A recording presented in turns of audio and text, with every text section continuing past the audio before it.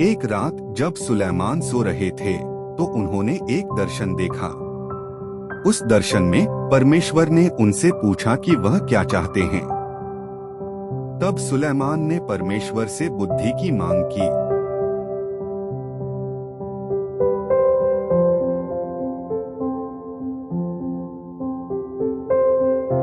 बहुत समय पहले राजा सुलेमान, जो दाऊद के पुत्र थे, ने इज़राइल पर शासन किया। उनकी बुद्धिमानी, जो उन्हें ईश्वर का उपहार थी, पूरे देश में प्रसिद्ध थी। एक दिन दो महिलाएं सुलेमान के पास आईं और दोनों ने एक ही बच्चे को अपना बताया। दोनों एक दूसरे पर बच्चा चुराने का आरोप लगा रही थीं। सुलेमान ने ध्यान से सुना, फिर एक चौंकाने वाला सुझाव दिया। उन्होंने तलवार मंगवाई और कहा, बच्चे को 2 टुकड़ों में काट दो और दोनों महिलाओं को आधा आधा दे दो।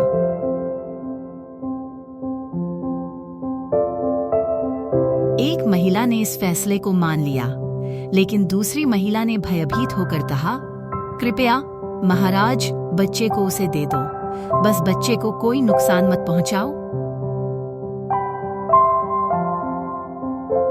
सुलेमान ने तुरंत समझ लिया कि असली माँ कौन थी, वह जो अपने बच्चे की सुरक्षा के लिए उसे छोड़ने को तैयार थी। उन्होंने बच्चा असली माँ को सौंप दिया और सभी ने उनकी बुद्धिमानी की प्रशंसा की।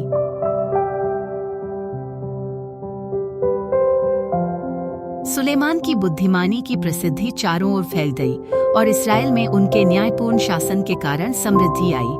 यह कहानी हमें बुद्धिमानी, सहानुभूति और यीशु मसीह से मार्गदर्शन प्राप्त करने के महत्व का पाठ सिखाती है। सुलेमान ने ईश्वर से धन या शक्ति नहीं, बल्कि बुद्धि मांगी थी।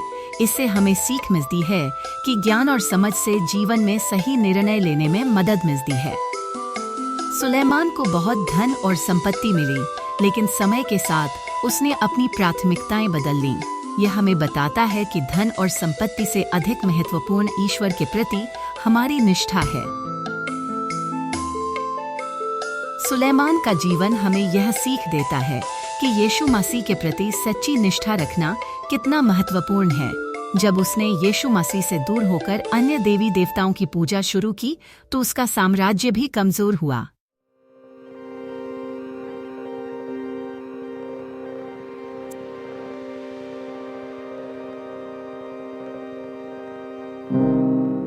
सुलेमान के कई विवाह हुए और इसके कारण उसके जीवन में कई समस्याएं भी आईं। इससे हम सीख सकते हैं कि रिश्तों में संतुलन और स्थिरता बनाए रखना कितना महत्वपूर्ण है।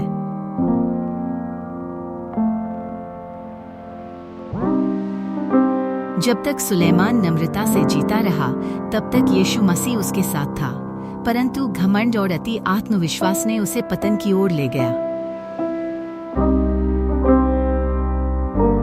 सुलेमान की कहानी का मुख्य संदेश यह है कि यीशु मसीह के प्रति सच्ची निष्ठा और विनम्रता बनाए रखना ही जीवन की सबसे बड़ी बुद्धिमानी है। चाहे व्यक्ति कितना ही ज्ञानी, धनवान या यीशु मसीह के मार्ग पर चलता है और सदैव विनम्रता बनाए रखता है। वीडियो देखने के लिए धन्यवाद। वीडियो को पसंद करने के लिए आपका आभार। कृपया चैनल को सब्सक्राइब करें और कमेंट सेक्शन में अपनी राय या फीडबैक जरूर दें। आपका सहयोग हमें प्रेरित करता है। धन्यवाद।